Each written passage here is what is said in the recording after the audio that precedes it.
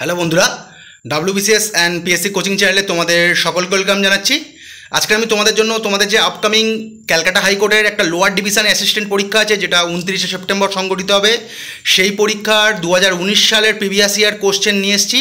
মানে 2019 সালে যে ক্যালকাটা হাইকোর্টের যে লোয়ার ডিভিশন অ্যাসিস্ট্যান্ট পরীক্ষার জন্য যে পেপারটা হয়েছিল, সেই পেপারের আমি জেনারেল স্টাডিজ থেকে কিছু প্রশ্ন নিয়ে এসেছি। যদি তোমাদের প্রশ্নগুলো উপকারে আসে তাহলে আমি খুবই খুশি হব। আর আমার কিছু বন্ধু রিকোয়েস্ট করেছিল যে ক্যালকাটা হাইকোর্টের কিছু প্রশ্ন আনতে, আর আমি এই প্রিভিয়াস ইয়ার প্রশ্নের পাশাপাশি ক্যালকাটা হাইকোর্টের আমি নিজস্ব কিছু আরেকটা সেট আমি আপলোড করার চেষ্টা করব সামনের সপ্তাহে। আর আমার ভিডিওগুলো ভালো লাগলে ভিডিওগুলোকে লাইক করো, পারলে চ্যানেলটাকে সাবস্ক্রাইব করে শেয়ার করো। তা আমি সব প্রশ্ন আনতে পারিনি, যে প্রশ্নগুলো বাদ গেছে সেই প্রশ্নগুলো আমি একটা নিজস্ব সেট আনবো, সেই সেটে অ্যাড করে দেবো 5-6টা কোশ্চেন। আর বুঝতেই পারছো ডাব্লিউবিসিএসের কোশ্চেন আমি সেট করছি, আবার ক্লার্কশিপেরও কোশ্চেন সেট করছি, তাই জন্য খুবই চাপ আছে। তো যে কটা কোশ্চেন আমি আনতে পেরেছি, তো চলো আমাদের ক্লাসে শুরু করা যাক।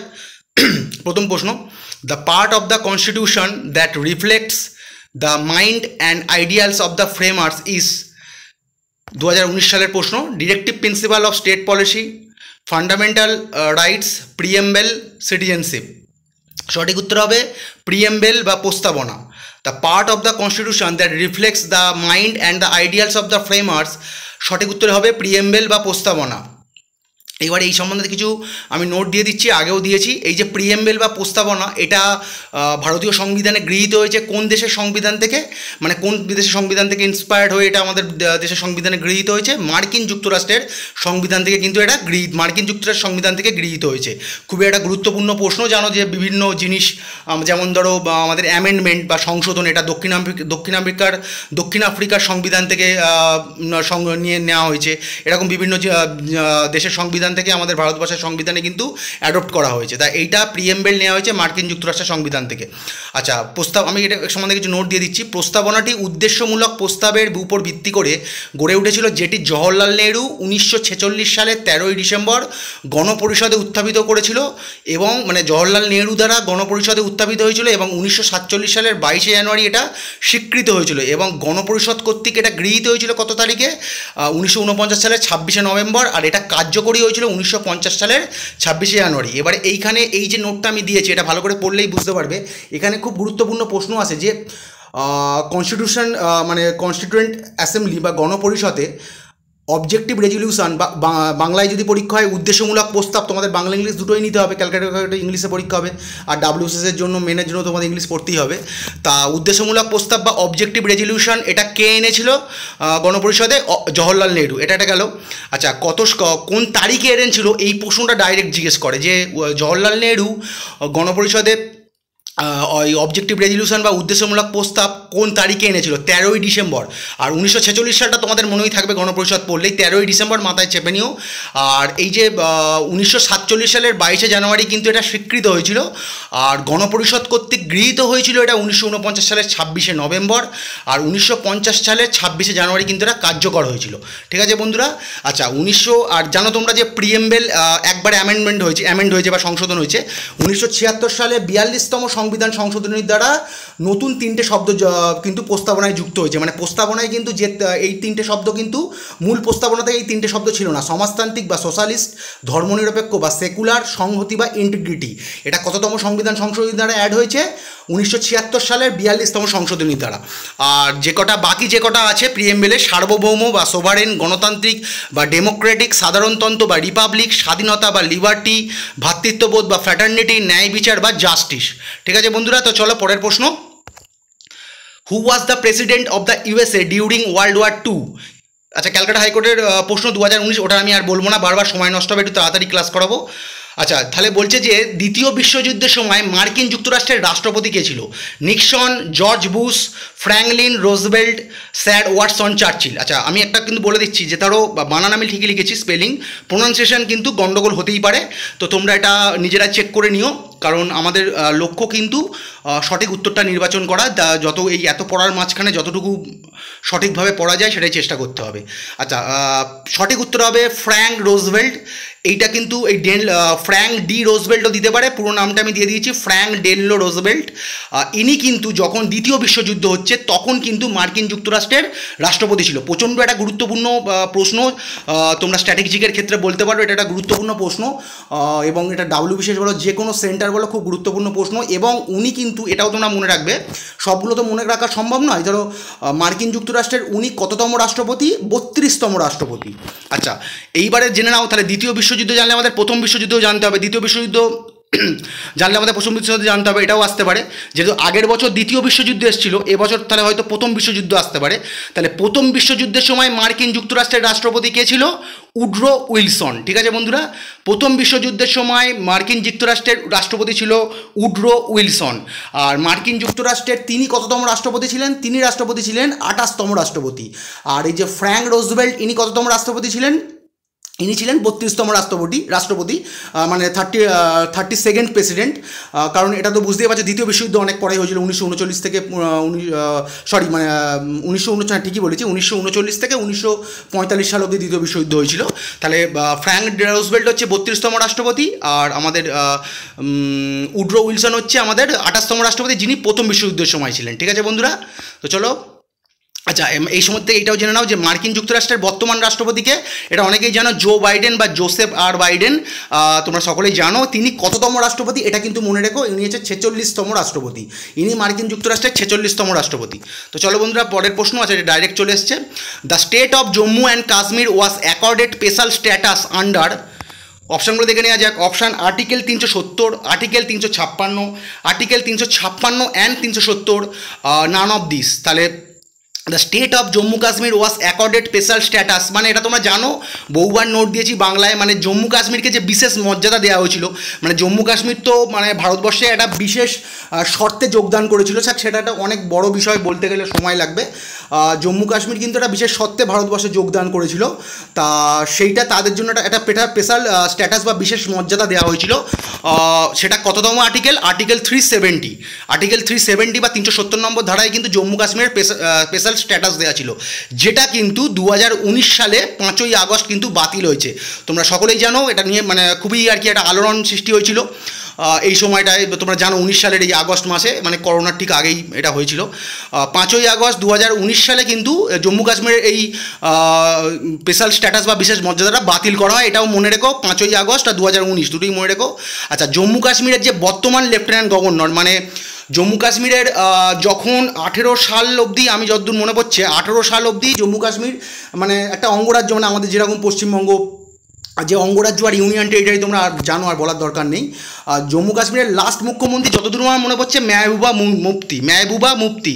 তোমরা একটু চেক করে নিও, 2018 সালের অবধি, 18 সালের মানে 18 সালের লাস্টের দিকেই ওখানে মনে হয় প্রেসিডেন্ট রুল চালু হয়ে গেছিলো বা রাষ্ট্রপতি শাসন চালু হয়ে গেছিলো। তা তোমরা একটু দেখে নিও যে জম্মু কাশ্মীরের শেষ মুখ্যমন্ত্রীকে, এটাও কিন্তু আসতে পারে, আমার লেখা হয়নি, কিংবা পরের ক্লাসে আমি দিয়ে দেবো। জম্মু কাশ্মীরের মুখ্যমন্ত্রী শেষ মুখ্যমন্ত্রী যতদূর আমার মনে পড়ছে মেহবুবা মুফতি। আচ্ছা, এবারে এখন কিন্তু জম্মু কাশ্মীর যেহেতু তোমার মানে কি বলবো, কেন্দ্রশাসিত একটা অঞ্চল, জম্মু কাশ্মীর ও লাদাখকে দুটোকে ভাগ করে দিয়েছে। ওখানকার লেফটেন্যান্ট গভর্নরগুলোকে মনে রাখতে হবে, যেমন লেফটেন্যান্ট গভর্নর দ্বারা শাসিত হয়। তা এই সম্বন্ধে আমি কিন্তু আমার শর্টস ছেড়ে রেখেছি, তোমরা ওখানেও দেখতে পারো, আমি এখানেও দিয়ে রেখেছি সমস্ত রাজ্য ও কেন্দ্রশাসিত অঞ্চলের লেফটেন্যান্ট গভর্নর এবং আরও অন্য শাসক দ্বারাও শাসিত হয়, সেগুলো আমি দিয়ে রেখেছি, দেখে নিও। জম্মু কাশ্মীরের বর্তমান লেফটেন্যান্ট গভর্নর হলো মনোজ সিনহা। আচ্ছা, জম্মু কাশ্মীরের বিশেষ মর্যাদা বাতিল হলো যখন, মানে ওটাও একটা একই প্রশ্ন, তোমাদের প্রশ্ন আসতে পারে যে জম্মু কাশ্মীরের প্রথম গভর্নর কে? অ্যাকচুয়ালি জম্মু কাশ্মীরের তো এটা কিন্তু প্রথম গভর্নর নয়, আমি ঠিকই লিখেছি, ঠিকই লিখেছি। আচ্ছা, জম্মু কাশ্মীরের প্রথম লেফটেন্যান্ট গভর্নরকে, এটাও আসতে পারে, মানে যেহেতু জম্মু কাশ্মীর অঙ্গরাজ্য ছিল তখন তো আর লেফটেন্যান্ট গভর্নর শাসিত ছিল না, তা ওইটা একই প্রশ্ন। যদি বলে যে জম্মু কাশ্মীরের যখন স্পেশাল স্ট্যাটাস বাতিল হচ্ছে তখন কে লেফটেন্যান্ট গভর্নর ছিল, বা জম্মু কাশ্মীরের প্রথম গভর্নর, মানে যখনই স্ট্যাটাসটা বাতিল হচ্ছে স্পেশাল স্ট্যাটাস বা বিশেষ মর্যাদা, তখনই তো প্রথম গভর্নর অ্যাপয়েন্টমেন্ট হয়েছিল, মানে প্রথম লেফটেন্যান্ট গভর্নর, নট গভর্নর, আমি বারবার ভুল বলছি, গভর্নর মানে কিন্তু রাজ্যপাল, আমি এটা ভুল বলছি, প্রথম লেফটেন্যান্ট গভর্নর অ্যাপয়েন্টমেন্ট হয়েছিল। তাহলে জম্মু কাশ্মীরের প্রথম লেফটেন্যান্ট গভর্নর বা জম্মু কাশ্মীরের যখন স্পেশাল স্ট্যাটাস বাতিল হয় তখন যিনি লেফটেন্যান্ট গভর্নর হয়েছিলেন তিনি ছিলেন গিরিশচন্দ্র মুর্মু। আর এক্ষেত্রে একটা সঠিক ভালো নোট, এক্ষেত্রে একটা ভালো নোট তোমরা দেখে নাও, ইনি কিন্তু বর্তমানে ভারতের ক্যাগ, বা দেখবে তোমরা ক্যাগ পড়েছো, পলিটিতে কন্ট্রোলার অ্যান্ড অডিটর জেনারেল। তাহলে ভারতের বর্তমান কন্ট্রোলার অ্যান্ড অডিটর জেনারেলকে, বা দেখবে শর্ট ফর্মে আসতে পারে যে ভারতের বর্তমান ক্যাগ মানে CAG সব ক্যাপিটালে আছে, কন্ট্রোলার অ্যান্ড অডিটর জেনারেলকে গিরিশ চন্দ্র মুর্মু, যিনি জম্মু কাশ্মীরের প্রথম লেফটেন্যান্ট গভর্নর ছিলেন। ঠিক আছে, এবার জম্মু কাশ্মীর থেকে লাদাখ আলাদা হলো 19 সালেই। এবার লাদাখ একটা ইউনিয়ন টেরিটারি, জম্মু কাশ্মীর একটা ইউনিয়ন টেরিটারি, মানে লাদাখ খুশি হয়েছিল জম্মু কাশ্মীর থেকে আলাদা হয়ে, যদিও এটা একটু অন্যরকম কথাবার্তা, তাও বলছি তোমাদের। লাদাখ কিন্তু খুশি হয়েছিল যেহেতু ইউনিয়ন টেরিটারি হিসাবে যখন জম্মু কাশ্মীর থেকে আলাদা হয়, কারণ ওরা ভেবেছিল যে এরপরে ওদের কিন্তু ইমপ্রুভমেন্ট বাড়বে, কিন্তু জম্মু কাশ্মীর কিন্তু খুশি হয়নি। তোমরা এই সম্বন্ধে একটু পড়াশোনা করলে জানতে পারবে। লাদাখের প্রথম গভর্নর হয়েছিল রাধাকৃষ্ণ মাথুর। লাদাখের প্রথম লেফটেন্যান্ট গভর্নর ছিল কিন্তু রাধাকৃষ্ণ মাথুর।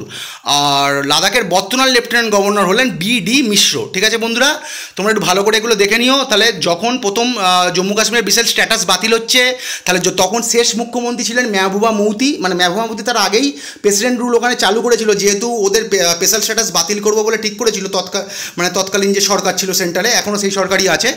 তার আগে প্রেসিডেন্ট রুল চালু করেছিল, তখন শেষ মুখ্যমন্ত্রী মেহবুবা মুফতি ছিল। আর প্রথম governor Girishchandra Murmu, lieutenant governor, বর্তমান গভর্নর মনোজ সিনহা। লাদাখের প্রথম লেফটেন্যান্ট গভর্নর ছিল রাধাকৃষ্ণ মাথুর, আর লাদাখের বর্তমান লেফটেন্যান্ট গভর্নর হচ্ছে BD মিশ্র। ঠিক আছে, লাদাখের বর্তমান লেফটেন্যান্ট গভর্নর হলো BD মিশ্র। এগুলো কিন্তু আসতেই পারে, খুব গুরুত্বপূর্ণ একটা প্রশ্ন।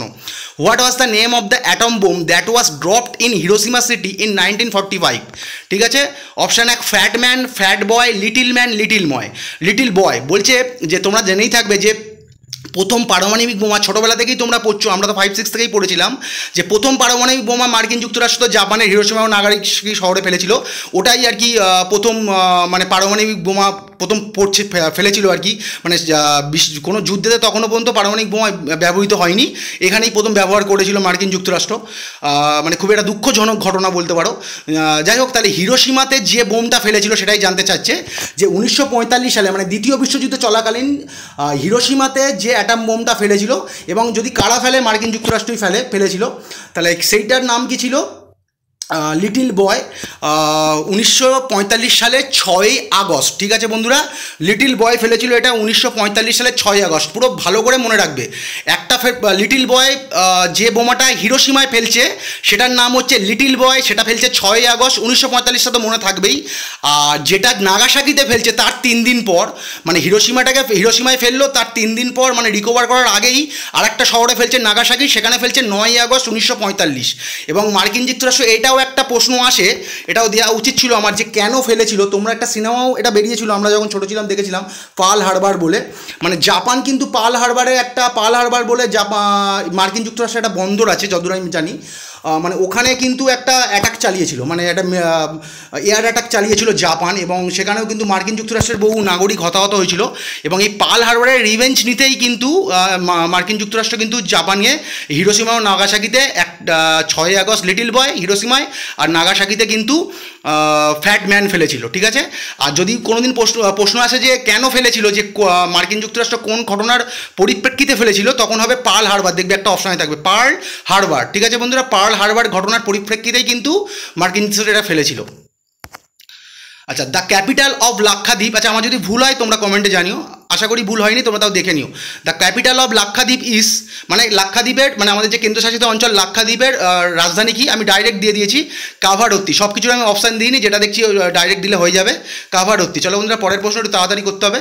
An electric bulb filament is made of, এটা কিন্তু বহুবার আমি এই মিসলেনিয়াসের সায়েন্সের যে সেটগুলো দিয়েছিলাম। মানে ইলেকট্রিক বাল্ব তার যে ফিলামেন্ট কী দিয়ে তৈরি হয়, সঠিক উত্তর হবে টাংস্টেন, যেটা W দিয়ে, মানে কেমিক্যাল সাইন W। আচ্ছা, তোমরা একটা কিন্তু মনে রাখবে যে প্রতিকটা যে মানে ধরো এই যে কপার, লেড, অ্যালুমিনিয়াম, এর কিন্তু ওই যে কেমিক্যাল সাইনগুলো মনে রাখবে। মানে হয়তো তুমি পড়ে গেছো, যে তোমরা সকলেই জানো, বেশিরভাগ ছেলেই জানো যে বাল্বের ফিলামেন্ট কিন্তু টাংস্টেন দিয়ে তৈরি হয়, কিন্তু ওখানে টাংস্টেন খুঁজে পাচ্ছ না। ওখানে ধরো আছে Cu, Al মানে কপারের যে সাইনটা Cu, aluminium Al, lead Pb মানে লেডের যে কেমিক্যাল সাইন Pb, তোমরা জেনে থাকবে। লেড মানে সীসা, লেডের যে কেমিক্যাল সাইন P, বড় হাতের পি ছোটো হাতের বি, ঠিক আছে, পিবি এরকম। আর টাংস্টেনের তাহলে কেমিক্যাল সাইন ডাব্লু, এটা কিন্তু মাথায় রেখো। ওরা কিন্তু বিভিন্নভাবে চেষ্টা করবে যাতে ছাত্ররা মানে যতটা সম্ভব ছাত্রদেরকে শক্ত করে প্রশ্নটা দেওয়া যায়। তাহলে কেমিক্যাল সাইনগুলো আমি কিন্তু যখন ওখানে সেটগুলো দিয়েছিলাম আমি 4টে দিয়ে দিয়েছিলাম, এখানে মুখে বলে দিলাম। তাহলে টাংস্টেনের সাইনটা হচ্ছে ডাব্লু, তাহলে অপশানে যদি CuAl PB আর ডাব্লু থাকে তাহলে সঠিক উত্তর হবে ডাব্লু। তাহলে ইলেকট্রিক বাল্বের ফিলামেন্ট কী দিয়ে তৈরি হয়? টাংস্টেন দিয়ে। তার কারণ কি? এর কিন্তু হাই মেল্টিং পয়েন্ট আছে, মানে উচ্চ গলনাঙ্ক আছে, হাই মেল্টিং পয়েন্ট আছে। ওখানে কিন্তু আমি অ্যানালাইজ করছিলাম, এখানে আর করছি না। টাংস্টেনের কিন্তু উচ্চ গলনাঙ্ক আছে বা হাই মেল্টিং পয়েন্ট আছে। When did the French Renaissance take place? When did the French Renaissance take place? Between 15th and early 17th century, between 17th and early 18th century, between 13th and early 14th century, none of these. সঠিক উত্তর হবে মানে ফ্রান্সে যে Renaissance হয়েছিল বা নবজাগরণ, আমরা খুব ছোটোবেলায় পড়েছিলাম, মনে নেই, এগুলো পড়লে তোমাদের আর কি বলবো, এগুলো তোমাদের ইউরোপের ইতিহাস পড়তে হবে। WBCS যদি তোমরা মানে অ্যাডিশনালে এখন বর্তমানে যা সিলেবাস আছে ভবিষ্যতেও তাই আছে আশা করি। তোমরা যদি ওই যে পেপারটা মানে 400-200 করে একটা পেপারেরই 400 নম্বর থাকে, ওই ইতিহাসটা নিয়ে পড়ো, তাহলে কিন্তু ওখানে একটা পেপার এরকম আছে যে ইউরোপের ইতিহাসটা পড়তে হয়। তা মোটামুটি জেনে রাখো যে ফ্রেঞ্চ রেনেসা একটা আর কি সারা পৃথিবীতে একটা খুবই একটা আর কি বলবো, একটা বিশাল ঘটনা। এটা তোমরা ভালো করে একটু পড়লে জানতে পারবে। নোট দিইনি আমি সম্বন্ধে, কারণ এখানে দেওয়া যাবে না নোটটা। Between 15 to early 17th century কিন্তু এই ফ্রেঞ্চ রেনেসা কিন্তু ঘটেছিল, ঠিক আছে। চলো পরের প্রশ্ন। Vande Mataram is taken from Anandamath, Durgeshnandini, Kapalkundala, দেবী চৌধুরানী। তাহলে বন্দে মাতারাম মানে রিটেন বাই বঙ্কিমচন্দ্র চট্টোপাধ্যায়, তোমরা সকলেই জানো, এটা বহুবার এসছে, শুধু জাস্ট ইংলিশে। তাহলে আনন্দমঠ উপন্যাস থেকে নেওয়া হয়েছে বন্দে মাতারাম। তাহলে কোথা থেকে নেওয়া হয়েছে? আনন্দমঠ উপন্যাস থেকে নেওয়া হয়েছে, মানে এটা আমাদের ন্যাশনাল সং আর কি। বন্দে মাতারাম হচ্ছে আমাদের national song. From which part of the plant is potato obtained? যেরকম আমাদের মিসলেনিয়াস একটা গাজর দিয়েছিল, গাজর কোন ধরনের আর কি সবজি, ওটাই আর কি এখানে আলু দিয়েছে, মানে আলু বলছে from which part of the plant is potato obtained, মানে আলুর কোন অংশ থেকে আর কি আলুটা আর কি বেরোয়, বা তোমরা ধরো যে আলুটা খাচ্ছ ওটা ওই গাছের কোন অংশ, বা আলু ধরে এটা বিভিন্ন রকমভাবে দিতে পারে যে মানে এটা একটা তোমার স্টেম ভেজিটেবল, মানে এটা একটা কাণ্ড, মানে আমরা যেটা আলু খাচ্ছি মানে নর্মাল যে আলুটা খাচ্ছি ওটা কিন্তু একটা স্টেম ভেজিটেবল, এইভাবেও দিতে পারে স্টেম ভেজিটেবল বা কাণ্ড, ঠিক আছে। আর যদি কখনো আসে যে সুইট পটেটো কিন্তু একটা রুট ভেজিটেবল, মানে ওর মূল ওটা কিন্তু ওর মূল। সে সুইট পটেটো বা লাল আলু তোমরা দেখে থাকবে যে মিষ্টি আলু যদি এখানে যদি আসে from which part of the plant is sweet potato obtained, আমি দেবো বলে ভুলে গেছি, from which part of the plant is sweet potato obtained, সঠিক উত্তর কিন্তু হবে রুট। আর নর্মাল আলু পটেটো হলে সেটা হবে স্টেম বা কাণ্ড, ঠিক আছে। আর বিভিন্ন রকম এই যে সবজিগুলো আছে যেগুলো আন্ডারগ্রাউন্ডে হয়, আদা, রসুন, এইগুলো তোমরা হলুদ, এইগুলো চাইলে তোমরা দেখে নিতে পারো। আর পারলে আমি দেখি আমি একটা সেট তৈরি করবো, পারলে আমি সবকটাই দিয়ে দেবো। Filaria is a disease caused by worms, protozoa, bacteria, virus. মানে ওয়ার্মস হচ্ছে কৃমি, ঠিক আছে, আর প্রোটোজোয়া তোমার ব্যাকটেরিয়া, ভাইরাস সকলেই জানো। তাহলে ওয়ার্মস মানে ফাইলেরিয়া এত মশার কামড়ে হয়, কি মশার কামড়ে হয় দেখে নাও, কিউলেক্স মশা। আমি আগে কিন্তু নোট দিয়েছিলাম আমার জেনারেল সায়েন্সের মিসলেনিয়াসের প্রিভিয়াস ইয়ার সেটগুলো দেখলেই বুঝতে পারবে। ফাইলেরিয়া হচ্ছে কিউলেক্স মশার কামড়ে হয়, কিউলেক্স মশার কামড়ে। আর এটা কিন্তু প্রধানত এটা একটা যদি কখনো আসে যে এটা কী ধরনের রোগ, ধরো এই টাইপের কিছু অপশান পাচ্ছ না, দেওয়া আছে যে প্যারাসাইট আছে, বিভিন্ন 3টে অপশানের সঙ্গে প্যারাসাইট আছে, এটা কিন্তু একটা প্যারাসাইট ঘটিত রোগ, মানে পরজীবী ঘটিত রোগ, মানে ওয়ার্মস একটা পরজীবী বা কৃমি একটা পরজীবী, তাহলে এটা একটা প্যারাসাইট ঘটিত রোগ, এটাও কিন্তু আসতে পারে। আর কী ধরনের কৃমির জন্য হয়? উচেরিয়া ব্যানক্রপ্টি, সেটাও আমি নামটা দিয়ে দিয়েছি।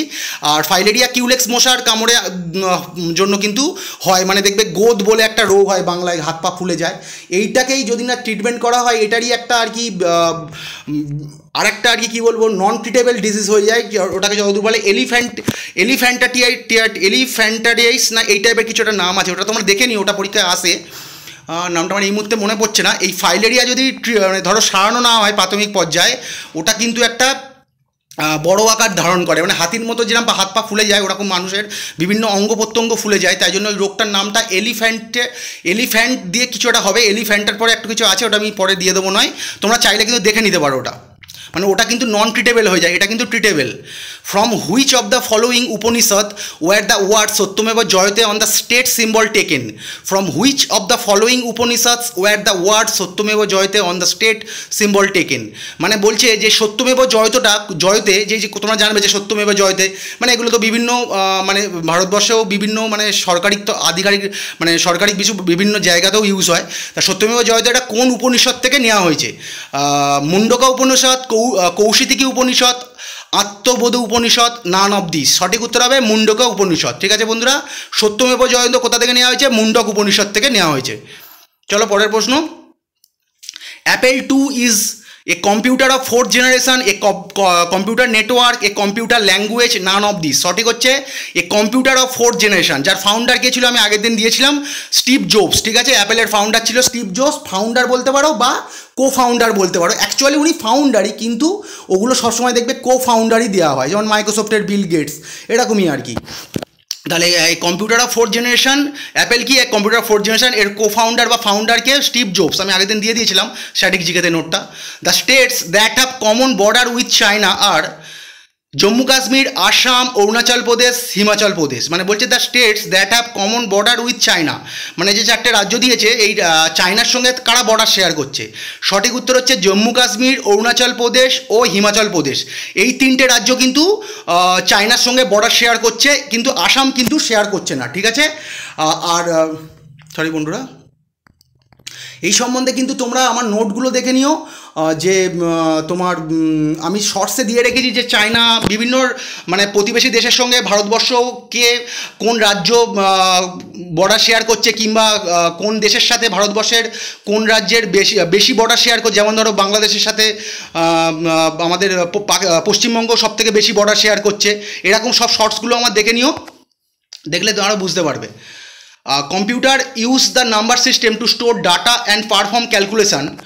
Option 1 binary, octal, decimal, all of this. এটা তোমরা ছোটো থেকে পড়েছো যে বাইনারি ক্যালকুলেশন মানে আমরা তো অনেক পুরনো, আমাদের খুব 1 বছর একটু কম্পিউটার শিখিয়েছিল, সেখানে কিন্তু বাইনারি ক্যালকুলেশনটা দেখিয়েছিল, উৎপাদকের মতো অঙ্কের একটা বিশ্লেষণ। যাই হোক, আমি এই মুহূর্তে আমার মনে নেই, আমি কম্পিউটার স্টুডেন্ট নয়, জাস্ট কোশ্চেনগুলো দিয়েছি।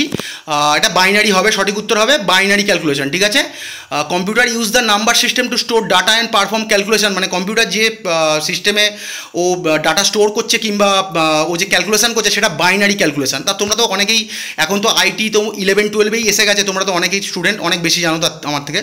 কনস্টিটিউশন ডে অর সংবিধান দিবস ইজ সেলিব্রেটেড অন, মানে এটা আমি বহুদিন আগে দিয়েছি, যতবার আমি পড়িয়েছিলাম গণপরিষদ থেকে কিংবা যে কোনো সংবিধানের এই দিক থেকে কোশ্চেন এসে তখন দিয়েছিলাম। মানে সংবিধান দিবস বা কনস্টিটিউশন ডে কবে পালন করা হয়? আচ্ছা, 20 নভেম্বর, 23 নভেম্বর, 26 নভেম্বর, 26 জানুয়ারি। খুব সোজা প্রশ্ন, সঠিক উত্তর হবে 26 নভেম্বর। তাহলে কনস্টিটিউশন ডে অর সংবিধান দিবস কবে পালন করা হচ্ছে? 26 নভেম্বর। এই সম্বন্ধে নোট দেখে নাও। গণপরিষদ কর্তৃক বা কনস্টিটিউয়েন্ট অ্যাসেম্বলি কর্তৃক ভারতের সংবিধান গৃহীত হয় 1949 সালের 26 নভেম্বর। মানে একটু আগেই বলছিলাম যে ভারতীয় সংবিধান গণপরিষদ কর্তৃক গৃহীত হচ্ছে কত সালে? 1949 সালে। কোন ডেটে? ভালো করে মনে রাখতে হবে এগুলো। 26 নভেম্বর হচ্ছে ওটা আমাদের গণপরিষদ কর্তৃক গৃহীত হচ্ছে, আর কার্যকরী হচ্ছে কবে? 1950 সালের 26 জানুয়ারি। তাহলে ওই যেহেতু 1949 সালের 26 নভেম্বর ওটা গৃহীত হয়েছিল মানে কনস্টিটিউয়েন্ট অ্যাসেম্বলি কর্তৃক, তো এই জন্য ওই দিনটাকে মানে অ্যাজ এ সংবিধান দিবস বা কনস্টিটিউশন ডে হিসাবে কমেমোরেট করা হয়। আর যেহেতু 1950 সালের 26 জানুয়ারি ওটা কার্যকর হয়েছিল, সেহেতু কিন্তু 26 জানুয়ারি আমাদের রিপাবলিক ডে বা প্রজাতন্ত্র দিবস পালন করা হয়। তোমরা জানো, নোটটা লিখে দিয়েছি, বুঝতে পারবে। Which of the following is the poorest conductor of heat in comparison to others? আচ্ছা, কপার, টাংস্টেন, লেড, গোল্ড। মানে তামা, টাংস্টেন, সীসা, সোনা। মানে নিচের যে চারটে ধাতু দেওয়া আছে এই ধাতুগুলোর মধ্যে কোনটা সব থেকে মানে তাপের সুপরিবাহী নয়, কিন্তু কুপরিবাহী, পোরেস্ট কন্ডাক্টর বলেছে। সঠিক উত্তর হবে লেড বা সীসা। এখানে যে প্রদত্ত অপশান আছে সঠিক উত্তর হবে লেড বা সীসা। লেডের কেমিক্যাল সাইনটা আমার আবার দিতে ভুলে গেছি, পিবি। এটা ভালো করে মনে করে নিও। তাহলে এইখানে যে কটা অপশান আছে সঠিক উত্তর হচ্ছে লেড। আর যদি তোমাদের প্রশ্নে আসে যে মানে তাপের সব থেকে কোন, ধরো এখানে যে কটা অপশান দেখছো গোল্ড, কপার, গোল্ড আর কপার এই দুটো কিন্তু তাপের খুব সুপরিবাহী, ঠিক আছে বন্ধুরা। এই যে গোল্ড কপার এই দুটো দেখছো, এটা কিন্তু তাপের খুবই সুপরিবাহী এবং সব থেকে বেশি সুপরিবাহী। এখানে যেরকম দিয়েছে পোরেস্ট কন্ডাক্টর অফ হিট, যদি দেওয়া হয় সব থেকে স্ট্রংগেস্ট কন্ডাক্টর অফ হিট, আমি আমার ভাষায় বললাম। যদি বলে যে কোন ধাতু তাপের সব থেকে সুপরিবাহী, সঠিক উত্তর হচ্ছে রূপো। রূপো, সোনা ও তোমার তামা, এই মানে গোল্ড, সিলভার আর কপার, এরা কিন্তু তাপের সর্বোত্তম সুপরিবাহী। আর এই তিনটের ভেতর সব থেকে ভালো সুপরিবাহী হচ্ছে বিশুদ্ধ রূপা। মানে অপশানে যদি দেখে যে চারটে ধাতু দিয়ে কোনটি, এই চারটে ধাতুর মধ্যে কোনটি সব থেকে বেশি, সব থেকে ভালো সুপরিবাহী, অপশানে যদি থাকে যে তোমার রূপো বা সিলভার, সঠিক উত্তর হবে সিলভার। বিশুদ্ধ সিলভার বা সিলভার হচ্ছে তাপের সর্বোত্তম সুপরিবাহী, ঠিক আছে। আর সোনা, রূপো, তামা এই তিনটেই কিন্তু খুবই ভালো সুপরিবাহী, রূপো সব থেকে বেস্ট। আচ্ছা, 1 টেরাবাইট ইজ ইকুয়াল টু, এটা তোমরা জানো, ক্যালকুলেশন করতে হবে। 1024 গিগাবাইট, 1000 গিগাবাইট, 1028 গিগাবাইট, 10,000 গিগাবাইট। সঠিক উত্তর হচ্ছে 1024 গিগাবাইট, ঠিক আছে বন্ধুরা। তাহলে এই সম্বন্ধে আরেকটা প্রশ্ন আসবে, তোমাদের এই সম্বন্ধে জানিয়ে রাখি। 18 বিট, মানে এখানে দিয়ে দেখছো BYTES, ওইটাই আমি বলতে চাইছি যে 8 বিট BIT, মানে যেটা স্মলেস্ট, মানে 8 bit is equal to 1 kilobyte. এটা কিন্তু আমি পরের নোটটাই দিয়েছি, এখানে যে লিখবো আমি সেটা ভুলে গেলাম, মানে এর ওপরে লিখবো 8 bit is equal to 1 kilobyte. এটাও কিন্তু পরীক্ষায় আসতে পারে, যে দিল যে 1 কিলোবাইট ইকুয়াল টু বিভিন্ন রকম দিল। 1 বিট, মানে বিট কিন্তু বাইটের থেকে ছোটো, যেমন ধরো বাইট কিলোবাইটের থেকে ছোটো, কিলোবাইট মেগাবাইটের থেকে, মেগাবাইট গিগাবাইটের থেকে ছোটো, বিট কিন্তু বাইটের থেকে ছোটো। 8 bit is equal to 1 kilobyte, ঠিক আছে। সরি আমি ভুল বলছি, 8 bit is equal to 1 byte, ঠিক আছে। 8 bit is equal to 1 byte, মানে 8 BIT is equal to 1 BYTES, মানে 8 বিটস যেহেতু প্লুরাল 8টা আছে, 8 বিটস ইজ ইকুয়াল টু তোমার 1 বাইট, ঠিক আছে বন্ধুরা। এইবার এখানে ক্রমগুলো আমি দিয়ে রেখেছি, তোমরা দেখে নিও। 1024 বাইট সমান 1 কিলোবাইট, 1024 কিলোবাইট সমান 1 মেগাবাইট, 1024 মেগাবাইট সমান 1024 গিগাবাইট, 1024 গিগাবাইট সমান 1 টেরাবাইট, 1024 টেরাবাইট সমান 1 পেটাবাইট, 1024 পেটাবাইট সমান 1 এক্সাবাইট, 1024 এক্সাবাইট সমান 1 জেটাবাইট। এগুলো ভালো করে মুখস্থ করে নিও। আর 8 বিট, মানে 8 bit is equal to 1 byte. আর এর পরে কিন্তু আরও হয়, আরও 2-3টে হয়, ওটার জায়গা ছিল না, আমরা দিইনি, তোমরা পারলে ওটা দেখে নিও। মানে এরপরে আরও হয় যে 1024 জেটাবাইট সমান কত, এগুলো তোমরা দেখে নিও। আর ওই যে আমি লিখে দিয়েছি সেগুলো মুখস্থ করে নিও। আর ওখানে একটা জিনিস লিখে নিও যে 8 bit is equal to 1 byte, 8 BIT is equal to 1 8 BITS is equal to 1 BYTE.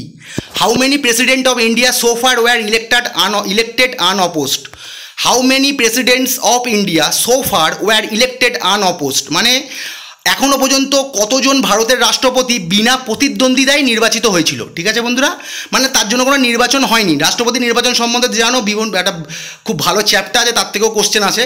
তা কতজন রাষ্ট্রপতি আজ পর্যন্ত টিল নাও বিনা প্রতিদ্বন্দ্বিতায় ইলেক্টেড হয়েছিল? 1 জন, 2 জন, 3 জন, 4 জন। সঠিক উত্তর হচ্ছে 1 জন। মানে এখনো পর্যন্ত একজনই রাষ্ট্রপতি বিনা প্রতিদ্বন্দ্বিতায় সর্বসম্মতিক্রমে সবার অনুমতি সাপেক্ষে কিন্তু রাষ্ট্রপতি হিসেবে নির্বাচিত হয়েছিল। এবার এই সময় নোট দিয়ে দিচ্ছি, তিনি কে? নীলাম সঞ্জীব রেড্ডি। মানে যদি কোনো কোশ্চেন আসে যে কতজন রাষ্ট্রপতি বিনা প্রতিদ্বন্দ্বিতায় নির্বাচিত হয়েছিল, 1 জন। আচ্ছা, যদি বলে যে ভারতের কোন রাষ্ট্রপতি বিনা প্রতিদ্বন্দ্বিতায় নির্বাচিত হয়েছিল, নীলাম সঞ্জীব রেড্ডি। 1977 থেকে 1982 যার কার্যকাল ছিল, তার যে টেনারটা ছিল, মানে তার টেনার বলতে তার যে পিরিয়ডটা ছিল, রাষ্ট্রপতির পিরিয়ডটা, সেটা হচ্ছে 1977 থেকে 1982। আর তিনি ভারতের 6ষ্ঠতম রাষ্ট্রপতি, ঠিক আছে বন্ধুরা। তিনি ভারতের 6ষ্ঠতম রাষ্ট্রপতি, আর তিনিই একমাত্র রাষ্ট্রপতি যিনি বিনা প্রতিদ্বন্দ্বিতায় নির্বাচিত হয়েছিলেন। এইবার কেন নির্বাচিত হয়েছিলেন এটাও আসতে পারে, যে নীলাম সঞ্জীব রেড্ডি কেন বিনা প্রতিদ্বন্দ্বিতায় নির্বাচিত হয়েছিলেন, কী কারণে? ভারতের পঞ্চম রাষ্ট্রপতি ফখরুদ্দিন আলী আহমেদ কিন্তু রাষ্ট্রপতি থাকাকালীন মৃত্যু হয়েছিল, জানো। তাই জন্যেই কিন্তু মানে এখানে লিখে দিয়েছি, দেখো, ভারতের পঞ্চম রাষ্ট্রপতি ফখরুদ্দিন আলী আহমেদ রাষ্ট্রপতি থাকাকালীন মৃত্যুর পর তিনি দায়িত্বভার গ্রহণ করেন সর্বসম্মতিক্রমে, ঠিক আছে। মানে তিনি বলতে এখানে নীলাম সঞ্জীব রেড্ডি, মানে ফখরুদ্দিন আলী আহমেদ রাষ্ট্রপতি থাকাকালীন মৃত্যুর পর নীলাম সঞ্জীব রেড্ডি দায়িত্বভার গ্রহণ করেন সর্বসম্মতিক্রমে। আর ফখরুদ্দিন আলী আহমেদের যে টেনারটা ছিল 1974 থেকে 1977, মানে উনি কিন্তু তার কার্যকাল পূরণ হওয়ার আগেই মারা গেছিলেন। আর তোমাদের রিসেন্টলি যে মিসলেনিয়াস পরীক্ষাটা হলো ওখানে একটা প্রশ্ন এসেছিল যে কোন রাষ্ট্রপতি, মানে ভারতের দুজন রাষ্ট্রপতি তো মারা গেছে রাষ্ট্রপতি থাকাকালীন, মানে তার কার্যকাল শেষ হওয়ার আগেই, একটা হচ্ছে জাকির হোসেন আর একটা হচ্ছে ফখরুদ্দিন আলী আহমেদ। ওখানে এসেছিল যে প্রথম কোন রাষ্ট্রপতি যিনি রাষ্ট্রপতি থাকাকালীন মারা গেছে, প্রথম হবে জাকির হোসেন আর আরেকজন হচ্ছেন ফখরুদ্দিন আলী আহমেদ। খুব ভালো করে মুখস্থ করে নিও। আর নীলাম সঞ্জীব রেড্ডি। আচ্ছা, এখানে একটা প্রশ্ন ছিল যে বিভিন্ন রকম টপির সঙ্গে বিভিন্ন রকম খেলা মেলাতে হবে, আমি আর কোশ্চেনটা লিখিনি, ডাইরেক্ট দিয়ে দিয়েছি। দেওদার টপির সঙ্গে ক্রিকেটের মিল আছে, ঠিক আছে, ডুরান্ড কাপের সঙ্গে ফুটবলের মিল আছে, আর ডেভিস কাপের সঙ্গে লন টেনিসের মিল আছে, ঠিক আছে বন্ধুরা। মানে দেওদার ট্রফি হচ্ছে তোমার এই সাউথ জোন, ইস্ট জোন, মানে যেমন রঞ্জি ট্রফিতে বিভিন্ন রাজ্য খেলে, ওখানে কিন্তু রাজ্য হিসাবে নয়, মানে ধরো পূর্বাঞ্চল উত্তরাঞ্চল এভাবে খেলে। যেমন 2023-এর যে দেওদার ট্রফি হয়েছিল ওটা কিন্তু জিতেছিল আমাদের যে দক্ষিণাঞ্চল, হ্যাঁ আমি যতদূর জানি উনি, আর ওরা 9বার জিতেছে। আর ডুরান্ড কাপ যেটা হলো রিসেন্টলি জানো, সব থেকে ডুরান্ড কাপের সফল টিম মোহনবাগান, এই সম্বন্ধে আমি আগে নোট দিয়ে দিয়েছি। আর ডুরান্ড কাপ 2024-এ যে ডুরান্ড কাপটা হলো সেটা ফাইনালে মোহনবাগান হেরে গেছে, নর্থ ইস্ট ইউনাইটেড জিতেছে। এটা আমি লিখবো, আমি ভুলে গেছি, মানে অনেক পরীক্ষার প্রশ্ন সেট করছিলাম বলে একসাথে ওই ভুলে গেছি। তাহলে 2024 সালের যে ডুরান্ড কাপ হয়েছে তার যে জিতেছে কে, 2024 নর্থ ইস্ট ইউনাইটেড, ঠিক আছে বন্ধুরা। আর ডেভিস কাপ সব থেকে বেশিবার জিতেছে মার্কিন যুক্তরাষ্ট্র, এবং ডেভিস কাপ সম্বন্ধে স্ট্র্যাটেজিকে নোট দিয়ে রেখেছি, তোমরা দেখে নিও, লন টেনিসের সঙ্গে রিলেটেড, ঠিক আছে। আর Keibul Lamjao national park is situated at Nagaland, Manipur, Mizoram, Meghalaya. সঠিক উত্তর হচ্ছে মণিপুর। তাহলে এই কেবুল লামজাও ন্যাশনাল পার্ক কোথায় অবস্থিত? মণিপুরে। খুব গুরুত্বপূর্ণ একটা প্রশ্ন, কারণ এটাই কিন্তু একমাত্র ফ্লোটিং ন্যাশনাল পার্ক, মানে এটাই পৃথিবীর একমাত্র ভাসমান জাতীয় উদ্যান। যদি তোমাদের প্রশ্নে আসে যে ভারত কি আসলো কিংবা পৃথিবীর একমাত্র ভাসমান জাতীয় উদ্যান, 4টে অপশনের সঙ্গে সঠিক উত্তর হচ্ছে আমাদের কেবুল লামজাও ন্যাশনাল পার্ক, ঠিক আছে, বা কেবুল লামজাও আমাদের জাতীয় উদ্যান, যেটা কোথায় অবস্থিত? মণিপুরে। আর এটা কিন্তু একটা মানে it is a integral part of A Loktak lake, ঠিক আছে বন্ধুরা। মানে এই যে cable Lamjao national park is a integral part of A Loktak lake, মানে এটা একটা কিন্তু এটাও মানে বিভিন্নভাবে আসতে পারে, যেটা এটা কোন হ্রদের ওপর অবস্থিত? লোকটাক হ্রদের ওপর অবস্থিত। লোকটাক হ্রদ মণিপুরে অবস্থিত। এই প্রশ্নটাতে এসেছিল, মানে এই প্রশ্নটা তো বহুবার রিপিট করে, মিসলেনিয়াসেও এসেছিল, আমি যতদূর কোশ্চেন চেক করেছি যে লোকটাক হ্রদ কোন রাজ্যে অবস্থিত, সব সঠিক উত্তর হবে মণিপুর। আর ওটা কোনো সোজা প্রশ্ন। আর এই কেবুল লামজাও ন্যাশনাল পার্ক কোন লেকের উপর অবস্থিত, বা এটা বিভিন্নভাবে আসতে পারে, it is an integral part of A Loktak lake, এরকমভাবে বিভিন্নভাবে সাজিয়ে দেবে। তোমার লোকটাক লেকের সঙ্গে কেবুল লামজাওটা লিঙ্ক রাখবে, যে এটা তাহলে লোকটাক হ্রদের ওপর অবস্থিত। আর এটা একমাত্র floating national park, it is the only floating national park in the whole world, ঠিক আছে। Which of the following combination are there in grand slam in tennis, ঠিক আছে। আচ্ছা, এখানে আমি আর সাজাইনি, তোমাদের আগেই আমি বলেছি অনেক রকমের টেনিস টুর্নামেন্ট হয়, দেখবে ইটালিয়ান টুর্নামেন্ট হচ্ছে, ইন্ডিয়ান ওপেন হচ্ছে, ইটালিয়ান বেশিরভাগ ওপেন এইভাবে লেখা থাকে, Italian open, Miami open, Dubai open, বিভিন্ন রকম ওপেন হয় টেনিস, মানে লন টেনিসে, ঠিক আছে। কিন্তু গ্র্যান্ড স্ল্যাম বলতে আমি তোমাদের আগেও বলেছিলাম, দেখবে আমি মুখে বলে দিয়েছিলাম, লেখা হয়নি। গ্র্যান্ড স্ল্যাম বলতে 4টে, একটা হচ্ছে উইম্বলডন, যেটা, আর উইম্বলডন যদি কখনো প্রশ্নে আসে যে 4টে যে, আচ্ছা প্রথমে এটা বলে দিই, Wimbledon, Australian open, French open, US open, এই 4টেই কিন্তু মানে এই 4টে শিরোপাই হচ্ছে একজন টেনিস খেলোয়াড়ের কাছে মানে পেতে চাওয়া একটা শিরোপা। মানে সব টেনিস, লন টেনিস যারা খেলেন, পুরুষ হোক মহিলা হোক, ডাবলস হোক মিক্সড ডাবলস হোক, তারা সকলেই চায় যে এই 4টে শিরোপাই জিতুক, বা এই 4টে শিরোপার ভেতরে একটা যেন ওদের কাছে থাকে। বা এবার তোমার বড় বড় প্লেয়ার যারা তোমার টেনিস খেলা দেখো, রাফায়েল নাদাল থেকে নোভাক জোকোভিচ, এখন আবার সব চেঞ্জ হয়ে গেছে। আমি সব দিয়ে দিয়েছিলাম যে ইউএস ওপেন কে পেয়েছে, ফ্রেঞ্চ ওপেন কে পেয়েছে, ছেলে মেয়ে সব আমি নারী পুরুষ বিভাগে দিয়ে দিয়েছি। ওই কোশ্চেনগুলো এসেছিলো, আমি আর দিইনি। তাহলে এর ভেতরে কোন, যদি আসে যে মানে ধরো কোর্টে বিভিন্ন রকম কোর্টে খেলা হয় বেশিরভাগ, তাহলে কোন কোর্টে আর কি গ্রাস কোর্টে কোন গ্র্যান্ড স্ল্যামটা হয়, এটা কিন্তু পরীক্ষায় আসতে পারে। মানে গ্রাস কোর্ট মানে ঘাসের কোর্টে, ঠিক আছে। যেমন ধরো ফ্রেঞ্চ ওপেন ক্লে কোর্টে খেলা হয়, গ্রাস কোর্ট হচ্ছে উইম্বলডন। তাহলে কোন উইম্বলডনে তাহলে গ্রাস কোর্টে কোনটা খেলা হয়? উইম্বলডন। যেমন ধরো গ্রাস কোর্টের রাজা বলা হতো রজার ফেডারার, ঠিক আছে। মানে আমার সব থেকে ফেভারিট লন টেনিস প্লেয়ার হচ্ছে রজার ফেডারার, মানে যে সুইজারল্যান্ডের প্লেয়ার, আর উনি হচ্ছে গ্রাস কোর্টের কিং বলা হতো। আর রাফায়েল নাদাল যিনি স্পেনের একজন বিখ্যাত টেনিস প্লেয়ার, তাকে কিন্তু কিং অফ ফ্রেঞ্চ ওপেন বলা হয়, বা কিং অফ ক্লে কোর্ট বলা হয়। ফ্রেঞ্চ ওপেনের রাজা কিন্তু নাদাল, বর্তমানে এগুলো বলা হয়, আগেও অনেক কিছু ছিল। আর উইম্বলডনের রাজা কিন্তু আমাদের রজার ফেডারারকে বলা হয়, মানে আমার খুব পছন্দের একজন প্লেয়ার। তাহলে বলে দিলাম এই 4টেই হয়, Wimbledon, Australian open, French open, US open, এই 4টে হচ্ছে grand slam. National legal service day is observed on, 9 November, 19 November, 9 January, 10 March. সঠিক উত্তর হচ্ছে 9 নভেম্বর, জাতীয় আইনি পরিষেবা দিবস। তাহলে এই যে ন্যাশনাল লিগাল সার্ভিস ডে, এটা একটা জাতীয়, এর বাংলাটা কি, জাতীয় আইনি পরিষেবা দিবস। এটা কত সালে, কত তারিখে পালন করা হয়? 9 নভেম্বর। ঠিক আছে বন্ধুরা, তাই national legal service day is observed on 9 November. Which of the following Indian state does not share Indo Bangladesh border? মানে ধরো 4টে স্টেট দিয়েছে, এখানে দেখে নাও আসাম, মিজোরাম, ত্রিপুরা, মণিপুর। এই 4টে রাজ্যের মধ্যে কোন রাজ্য বাংলাদেশের সঙ্গে কিন্তু কোনো বর্ডার শেয়ার করেনি? যেমন ওখানে দিয়েছিল যে কোন রাজ্য চীনের সাথে কোনো বর্ডার শেয়ার করেনি। এইগুলো তোমরা আমার শর্টস দেখো, বর্ডার সম্বন্ধে আমি সব রিলেটেড কোশ্চেন আমি দিয়ে রেখেছি। আচ্ছা, সঠিক উত্তর হচ্ছে মণিপুর। মণিপুর কিন্তু বাংলাদেশের সঙ্গে কোনো বর্ডার শেয়ার করেনি। আর বাংলাদেশের সঙ্গে মানে সবথেকে বেশি বর্ডার শেয়ার করেছে ভারতবর্ষ, আর ওটাই কিন্তু ভারতের দীর্ঘতম বর্ডার, যে কোনো দেশের সঙ্গে শেয়ার করা বর্ডারের মধ্যে, যতদূর আমার মনে পড়ছে 2096 কিলোমিটার সামথিং, এরকমই মনে পড়ছে আমার যতদূর। তাহলে মণিপুর কিন্তু বাংলাদেশের সঙ্গে কোনো শেয়ার করেনি border. Which of the following terms used in the game of hockey? Love, spin, penalty stroke, no ball. Sorry, love, spin, penalty stroke, no ball. এই স্পিন, নো বল এই দুটোতে যেমন ক্রিকেটের সঙ্গে ইউজ হয়, আর পেনাল্টি স্ট্রোকটা কিন্তু আমাদের হকির সঙ্গে ইউজ হয়। মানে হকিতে একটা আছে তো পেনাল্টি কর্নার, বেশিরভাগ পরীক্ষায় ওটা আসে। আর আরেকবার হয় কি, ধরো প্লেয়ারকে যদি খুব একটা নির্দিষ্ট এরিয়ার ভেতর ফাউল করা হয়, কোনো স্ট্রাইকারকে কেউ ফাউল করলো, তখন কিন্তু ডাইরেক্ট পেনাল্টি স্ট্রোক দেওয়া হয় হকিতে, যেটা ফুটবলেও তোমরা পেনাল্টি দেখো। আর লাভ, এই কথাটা কিন্তু বিভিন্ন খেলার সাথে থাকে, যেমন লাভ বলে না, মানে লাভ মানে যেই সময়টা কোনো আর কি পয়েন্ট থাকে না, এই হিসাবে মানে ভালোবাসা, এইভাবে ওটা, এই কোশ্চেনটাও আসে, স্ট্র্যাটেজিতে করিয়েছিলাম। মানে ওই সময় যেহেতু দুপক্ষই খেলছে নেটের এপারে ওপারে, কোনো পক্ষেই স্কোর হয়নি, তখনও পর্যন্ত ওরা আর কি শত্রু নয়, সে স্কোর হওয়া শুরু করলো আর কি শত্রু। তাই এটা বিভিন্ন খেলাতে হয়, জানো তোমরা, ব্যাডমিন্টন, ভলি, বিভিন্ন খেলাতে লাভ এই কথাটা যুক্ত আছে।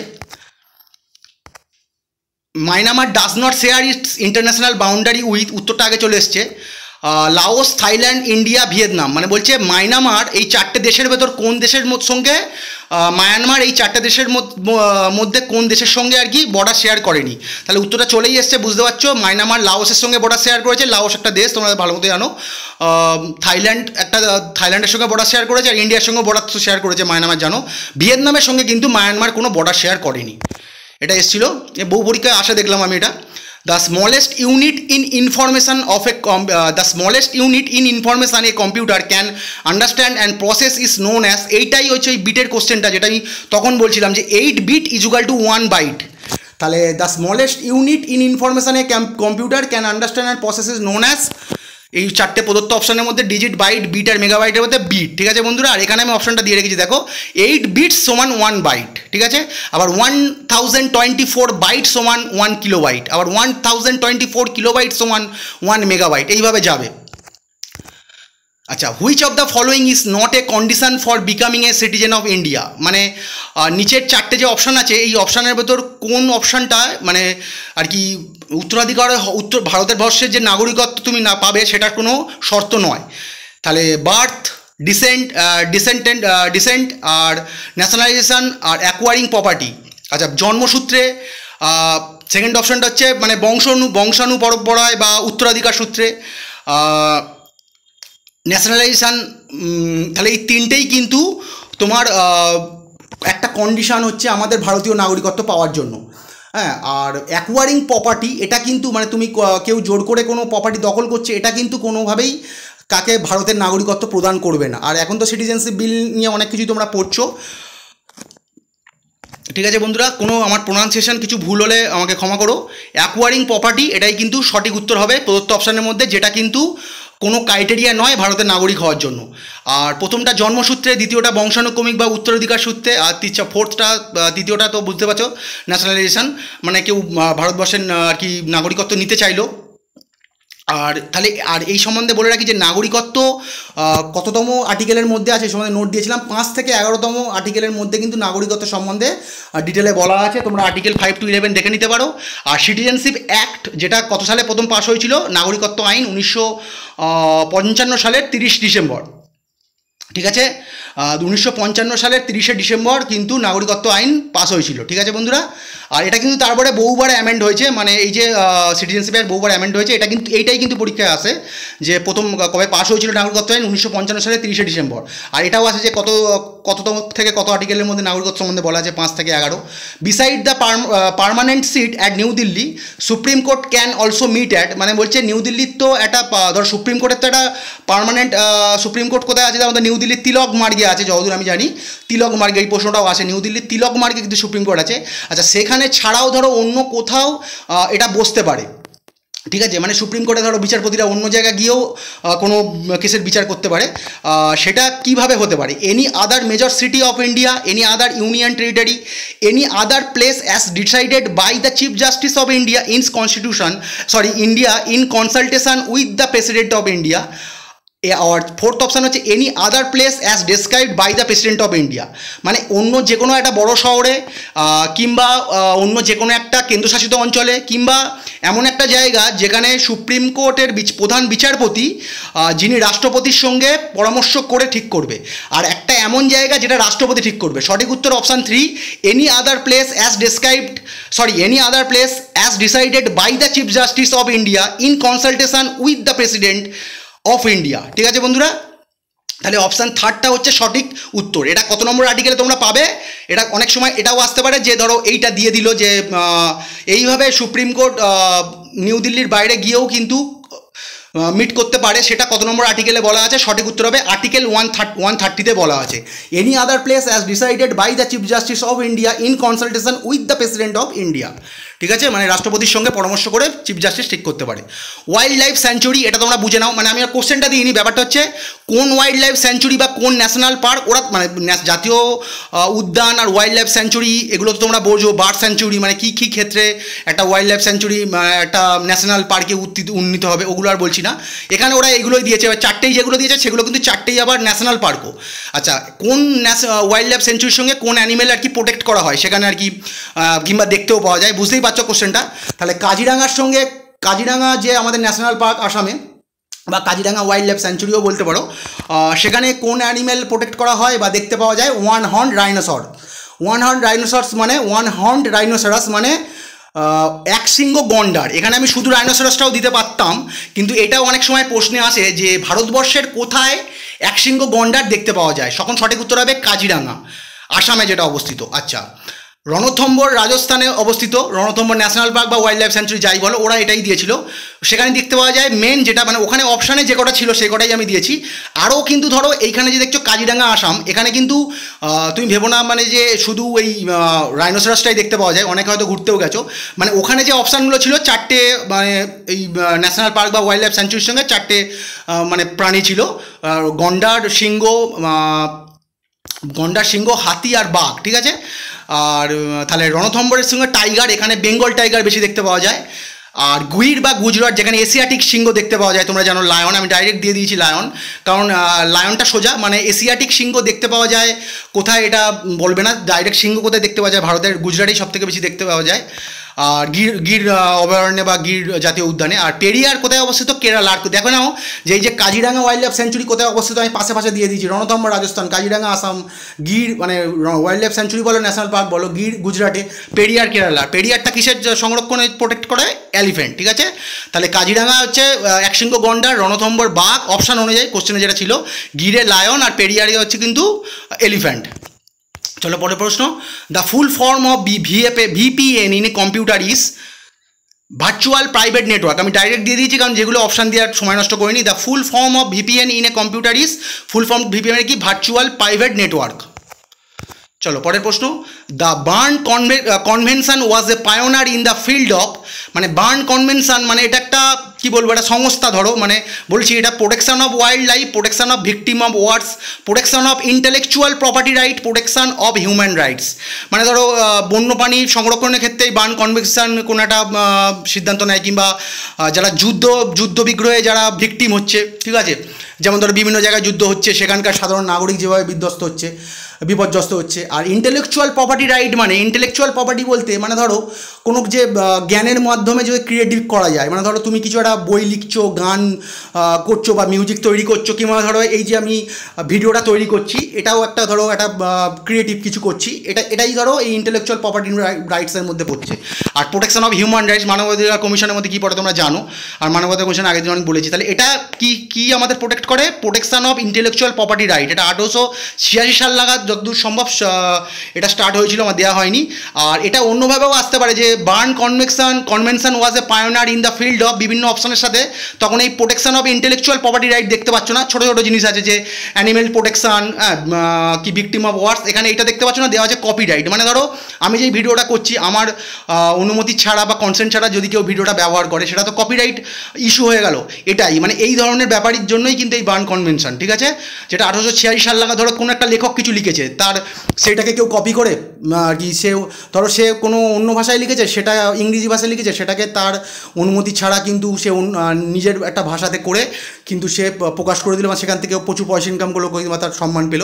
এটাও কিন্তু চাইলে যিনি প্রথম লিখেছেন তার বিরুদ্ধে কিন্তু পদক্ষেপ নিতে পারেন, যদিও এটা কিন্তু হয়, কারণ সব সময় কিন্তু সম্ভব নয় যে কে কী লিখেছে, কার থেকে ইন্সপায়ার হয়ে কে কী করছে। কারণ তোমরা তো হামেশাই দেখছো যে কত জাপানি, কোরিয়ার মিউজিক, কত আমাদের হিন্দি বাংলা গানে ইউজ হচ্ছে। এবার এগুলো তো তোমরা জানো, আর বলতে চাইছি না, তোমরা সকলেই জানো কীভাবে ইউজ হচ্ছে। হু অ্যামং দ্য ফলোয়িং বোলার্স, তাহলে এটা যদি কোনো এই অপশানটা না থাকে, protection of intellectual property right, copyright থাকে শুধু, তাহলে কপিরাইটটাই সঠিক উত্তর দেবে। মানে কপিরাইট রিলেটেড একটা ব্যাপার স্যাপার, তোমরা বুঝতে পারছো কপিরাইট কী ক্ষেত্রে আছে তোমরা জানো। Who among the following bowlers have taken more than 500 wicket in test cricket, ঠিক আছে। তাহলে এই যে চারটে অপশান আছে, Wasim Akram, Richard Hadlee, Glenn McGrath, Courtney Walsh, এই যে চারটে অপশান দেখছো, এই চারটে অপশানের মধ্যে কে আমাদের আন্তর্জাতিক টেস্ট ক্রিকেটে 500টি বেশি উইকেট নিয়েছে, ঠিক আছে। সঠিক উত্তর হচ্ছে গ্লেন ম্যাকগ্রাথ এবং কর্ডনি ওয়ালস, ঠিক আছে। তাহলে রিচার্ড হ্যাডলি হচ্ছে নিউজিল্যান্ডের প্লেয়ার, ওয়াসিম আকরম হচ্ছে পাকিস্তানের একজন অলরাউন্ডার, রিচার্ড হ্যাডলিও একজন অলরাউন্ডার, নিউজিল্যান্ডের প্রবাদ প্রতিম প্লেয়ার ওই সময় আর কি। রিচার্ড হ্যাডলি, ইয়ান বোতাম, কপিল দেব আর পাকিস্তানের ইমরান খান, এই চারজনের মধ্যে আর কি একটা এখন যেরকম ফ্যাব ফোর ছিল তোমরা জানো, ওই সময় একটা ফ্যাব ফোর বলতে পারো ওরা। আর কর্ডনি ওয়ালস হচ্ছে ওয়েস্ট ইন্ডিজের একজন প্লেয়ার। এবং যদি স্পেসিফিক্যালি বলে, ওয়েস্ট ইন্ডিজ তোমরা জানো বিভিন্ন দ্বীপপুঞ্জ নিয়ে মানে ক্রিকেটে ওইভাবে খেলে, ফুটবলে কিন্তু ওরা ওইভাবে খেলে না। ফুটবল বলো অন্য খেলায় বলো, ওরা কিন্তু আলাদা আলাদা দেশ হিসেবে রিপ্রেজেন্ট করে। কর্ডনি ওয়ালস যদি কখনো আসে যে পার্টিকুলারলি কোন দেশের প্লেয়ার, এটাও আসতে পারে, জামাইকার প্লেয়ার, ঠিক আছে। যেমন উসেন বোল্ট কিন্তু জামাইকার প্লেয়ার, তেমন ব্রায়ান লারা তোমরা জানো প্রিন্স অফ ক্রিকেট বলা হয় যাকে, যতদূর আমি জানি, উনি কিন্তু ত্রিনিদাদ অ্যান্ড টোবাগোর প্লেয়ার। তোমরা ভালো করে সার্চ করলেই দেখতে পাবে উনি কিন্তু ত্রিনিদাদ অ্যান্ড টোবাগোর প্লেয়ার। আর এরা কিন্তু আলাদা আলাদাভাবে দেখবে অলিম্পিকে অংশগ্রহণ করে কিংবা ফুটবলে অংশগ্রহণ করে। আচ্ছা, তাহলে গ্লেন ম্যাকগ্রাথ ও এই চারটে অপশানের মধ্যে কে 500 বেশি উইকেট নিয়েছেন? গ্লেন ম্যাকগ্রাথ, যিনি অস্ট্রেলিয়ার একজন ক্রিকেটার, তোমরা অনেকে জানো, মানে প্রবাদ প্রতিম ফাস্ট বোলার। আর কর্ডনি ওয়ালসও প্রবাদ প্রতিম একজন ফাস্ট বোলার, তিনি ওয়েস্ট ইন্ডিজের, উনি 519টা উইকেট নিয়েছিলেন, আর গ্লেন ম্যাকগ্রাথ 563টা উইকেট নিয়েছিলেন। আচ্ছা, আর যদি প্রশ্ন আছে, এটাই সবথেকে গুরুত্বপূর্ণ যে আন্তর্জাতিক টেস্ট ক্রিকেটে এখনও পর্যন্ত সর্বাধিক উইকেট শিকারীকে মুথাইয়া মুরলীধরন, যিনি শ্রীলঙ্কার প্লেয়ার, এটা আমার লেখা হয়নি, উনি 800টি উইকেট নিয়েছেন। তাহলে আন্তর্জাতিক ক্রিকেটে সবথেকে বেশি উইকেট নিয়েছেন কে? মুথাইয়া মুরলীধরন, 800টি উইকেট নিয়েছে। তারপরে যতদূর মনে পড়ছে আমার সেনওয়ান আছে, যিনি প্রয়াত হয়েছেন, উনিও অস্ট্রেলিয়ার একজন লেগ স্পিনার, উনি 705টা মতো উইকেট নিয়েছেন। আর মুথাইয়া মুরলীধরন শ্রীলঙ্কার একজন প্লেয়ার, অফ স্পিনই করতো স্পেসিফিক্যালি বললে, আরও ওটাকে টপ স্পিনও বলা যায়, ওটা 800টি উইকেট নিয়েছেন টোটাল। আর আচ্ছা, এই সম্বন্ধে আরও একটা প্রশ্ন আসবে, who was the taken the maximum wicket in one day international cricket, ঠিক আছে। সঠিক উত্তর মুথাইয়া মুরলীধরন। মানে যদি তোমাদের প্রশ্নে আসে যে আন্তর্জাতিক টেস্ট ক্রিকেটে সবথেকে বেশি উইকেট শিকারীকে, তখনও মুথাইয়া মুরলীধরন 800টি উইকেট নিয়েছেন। আর যদি ওয়ান ডে ক্রিকেটেও সবথেকে এখনও পর্যন্ত আন্তর্জাতিক একদিনের যে খেলাগুলো হয়, যে বিশ্বকাপে ইন্ডিয়া হেরে গেল, আন্তর্জাতিক ওয়ান ডে ক্রিকেটেও সবথেকে বেশি উইকেট শিকারী হচ্ছে মুথাইয়া মুরলীধরন, যিনি 534টা উইকেট নিয়েছেন, ঠিক আছে। আর ইনি শ্রীলঙ্কার বাসিন্দা, এটা লেখা হয়নি, যারা খেলা দেখো তারা জানো, না হলে বলে দিচ্ছি, মুথাইয়া মুরলীধরন কিন্তু শ্রীলঙ্কার একজন cricketer. Prime minister Narendra Modi renamed Ross island in Andaman and Nicobar island as, মানে prime minister Narendra Modi renamed Ross island in Andaman Nicobar island as, মানে আন্দামান নিকোবর দ্বীপপুঞ্জে যে রজ আইল্যান্ড আছে সেটাকে নরেন্দ্র মোদী তার নাম চেঞ্জ করে কী রেখেছে, এটাই বলতে চাইছে। যেমন তোমরা জানো হ্যাভলক আইল্যান্ডের নাম রাখা হয়েছে শহীদ আইল্যান্ড এইরকম টাইপের কিছু রাখা হয়েছে, ওটার নামটা ওটাও তোমরা চেক করে নিও, ওটাও কিন্তু পরীক্ষা আছে। হ্যাভলক আইল্যান্ডের নামটা পরিবর্তিত করে কী রাখা হয়েছে, পারলে আমি পরে একটা সেট তৈরি করবো ক্যালকাটা হাইকোর্টের জন্য ইংলিশে, যেরকম দিয়েছি এখানে, যেরকম পরীক্ষাটা এসছে 19 সালের, এই টাইপের একটা সেট আমি আমার মনের মতো তৈরি করবো, যেটা তোমাদের উপকৃত করবে, সেখানে আমি দেবো। নেতাজি সুভাষচন্দ্র বোস দ্বীপ, তাহলে রস আইল্যান্ডের রিনেম করে কী রাখা হয়েছে, বা নরেন্দ্র মোদী রস আইল্যান্ডের নাম রিনেম করে কী রেখেছে আমাদের প্রধানমন্ত্রী, নেতাজি সুভাষচন্দ্র বোস দ্বীপ, নেতাজি সুভাষচন্দ্র বোস দ্বীপ, তাকে সম্মান জানাতে এটাই রেখেছে নাম। অপশানগুলো দিইনি বাকি। Which Constitution Amendment Act has reduced the voting age in India from 21 years to 18 years? বলছে কোন সংবিধান সংশোধনীর দ্বারা ভারতবর্ষের যে ভোট হতো আগে হতো কি 21 বছর না হলে তুমি ভোট দিতে পারবে না, সেটাকে কমিয়ে 18 বছর করা হয়েছে। 18 বছর একজন প্রাপ্তবয়স্কর ভোটের ভিত্তিতে কিন্তু ভারতবর্ষে এখন ভোট হয়, এবং এটা বহুবার নোট দিয়েছি, ডাইরেক্ট উত্তরটা দিয়ে দিয়েছি। এটা কিন্তু প্রচুরবার আমি যখন ফুডের সিরিজ করেছিলাম, মিসেলিনিয়াসের সিরিজ করেছিলাম, দিয়েছিলাম। তাহলে 61st অ্যামেন্ডমেন্ট অ্যাক্ট, যেটা 1988 সালে হয়েছিল, সেইটার সাহায্যেই কিন্তু এখন বর্তমানে 18 বছর হলেই তোমরা ভোট দিতে পারো। আর আগে কিন্তু 21 বছর ছিল, 21 বছরের আগে ভোট দেওয়া যেত না, সেটা বর্তমানে 18 বছর হয়েছে। এটা 61তম অ্যামেন্ডমেন্ট দ্বারা হয়েছে। আর কততম আর্টিকেলটাকে অ্যামেন্ড করেছে, 326 ধারা সংশোধন, 326 নম্বর যে আর্টিকেল সেটাকে অ্যামেন্ড করেছে। মানে এটাও আসতে পারে যে কোন আর্টিকেলকে মানে তোমার 61তম সংশোধন দ্বারা কোন আর্টিকেলকে সংশোধন করে ভারতবর্ষের বর্তমানে প্রাপ্তবয়স্কদের যে ভোটাধিকার 21 থেকে কমিয়ে 18 করা হয়েছে। তাহলে আর্টিকেল নম্বরটাও মনে রাখতে হবে, 326 নম্বর ধারা, এবং ভবিষ্যতে আরও অ্যামেন্ড হতে পারে। আচ্ছা, the school with largest student strength in world, মানে বলছে যে পৃথিবীতে বর্তমানে যত স্কুল আছে তার ভেতরে সবথেকে মানে স্টুডেন্ট সংখ্যা বেশি হতে পারে এই সেরাম স্কুলের নাম কি? এটা কি অপশানে দিইনি, ডাইরেক্ট এটাই হবে, সিটি মন্টেসরি স্কুল, যেটা আমাদের লখনৌ উত্তরপ্রদেশ, ভারতবর্ষে অবস্থিত। ভারতবর্ষের রাজ্য উত্তরপ্রদেশ জানো, সেখানেরই একটা শহর হচ্ছে লখনৌ, সেখানেই একটা স্কুল আছে সিটি মন্টেসরি স্কুল, যেটা বর্তমানে সারা পৃথিবীর ভেতর সবথেকে লার্জেস্ট স্টুডেন্ট স্ট্রেংথ, মানে সর্বাধিক স্টুডেন্ট ওখানে মানে সেই স্কুলে পড়তে পারে, এই অনুযায়ী 1 নম্বরে আছে। প্রায় 55,000 না তারও বেশি হয়তো স্টুডেন্ট কিন্তু ওই স্কুলে পড়তে পারে একসাথে পড়ে। এটা তোমরা দেখে নিও, আমার অতটা ভালো করে দেখা হয়নি। এটা কিন্তু খুব গুরুত্বপূর্ণ প্রশ্ন। এ পুজিং জাজ অফ হাইকোর্ট ইজ এ পুজিং জাজ, প্রোনাউন্সিয়েশন জানি না আমার ঠিক হলো কি না, আর বাংলাটা তোমরা দেখে নিও প্রোনাউন্সিয়েশনটা, বাংলাটা প্রোনাউন্সিয়েশনের থেকেও উত্তরটা জানাটা বেশি জরুরি। এ পুজিং জাজ of High Court, the Chief Justice of High Court, a judge other than Chief Justice of that High Court, all judge including the Chief Justice of the High Court, all of these। সঠিক উত্তর হচ্ছে এ পুজিং জাজটা কি, মানে এ all জাজ including এ জাজ other than chief justice of high court, মানে হাইকোর্টের ধরো অনেক একটা সর্বাধিক অনেক জাজ থাকে, মানে অনেক বিচারপতি থাকে, তার ভিতরে একজন প্রধান বিচারপতি, মানে প্রধান বিচারপতি ছাড়া আর যে কজন বিচারপতি আছে তাদেরকেই কিন্তু পুজিং জাজ বলা যেতে পারে। মানে সিনিয়রিটির দিক থেকে যারা চিফ জাস্টিসের থেকে মানে নিচে আছে, সিনিয়রিটির দিক থেকে চিফ জাস্টিসের নিচে আছে, তারাই কিন্তু পুজিং জাজ হিসাবে আর কি অ্যাকসেপ্টেড হয়। ঠিক আছে বন্ধুরা, আর ওই পুজিং এই প্রোনাউন্সিয়েশনটা তোমরা দেখে নিও। The fact that planet moves around the sun not in circle but ellipse was demonstrated by, মানে বলছে কে প্রথম বলেছিল যে মানে কোনো গ্রহ সূর্যের চারিদিকে, মানে ধর পৃথিবী মঙ্গল যেই হোক, মানে আমাদের যে সৌর সংসারে যে গ্রহগুলো আছে, আমাদের গ্যালাক্সি মানে সান গ্যালাক্সিতে যে গ্রহগুলো আছে, বলছে যে কোনো গ্রহ পৃথিবীকে বৃত্তাকার পথে ঘোরে না, উপবৃত্তাকার পথে ঘোরে। ঠিক আছে, এলিপস মানে উপবৃত্তাকার পথে ঘোরে, এটা কে বলেছিল ফার্স্ট? আমি ডাইরেক্ট অপশানটা দিয়ে দিয়েছি, ইয়োহানেস কেপলার। ঠিক আছে, জার্মান জ্যোতির্বিজ্ঞানী, ইনি প্রথম বলেছিলেন যে কোনো গ্রহ কিন্তু সূর্যকে কেন্দ্র করে মানে সার্কেল মানে বৃত্তাকারে ঘোরে না, উপবৃত্তাকারে ঘোরে। তাহলে ঠিক আছে, এই এলিপস মানে উপবৃত্তাকার ওয়াইজ ঘোরে, এটা কে বলেছিল ফার্স্ট?